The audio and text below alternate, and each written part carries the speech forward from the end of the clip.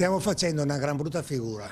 Quello sì, Cortina ci rimette assolutamente. Si poteva fare di più, però non si capisce come mai questa titubanza, anche i soldi ci sono, perché non le facciamo. Per fare le Olimpiadi e costruire una pista da 120 milioni non aveva alcun senso, però che lo vadano a fare, adesso sembrava che andassero addirittura in Cina, una roba del genere, insomma, mi lascia un po' perplesso. Sono spese che ritengo inutili, visto poi l'utilizzo che non si farà finite le Olimpiadi. Opinione personale, spendere quella cifra che si era ipotizzata per fare una pista del bob, quando mi pare che ci sia da rivolgere la nostra attenzione ai servizi della sanità, al giorno d'oggi sarebbe meglio assicurare servizi di questo genere e non se ne abbiano a male gli sportivi, ma insomma possono anche prendere il loro bobbino e andare a St. Moritz o a Innsbruck. Era un'opera totalmente fuori scala, che non si proprio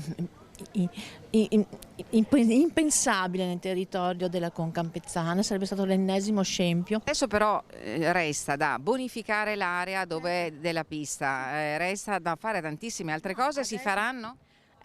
I soldi ci sono però. Olimpiadi senza bob, che notizia è stata per lei ieri?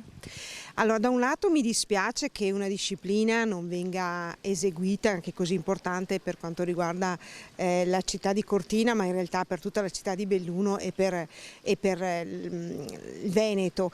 Mi auguro che vengano spostate altre gare. Io conosco bene Cortina, conosco anche la vecchia pista di bob, ma non credo che sia quello che richiamerà gente e nome di Cortina. Ci vuole altro? Ci vuole altro, sì.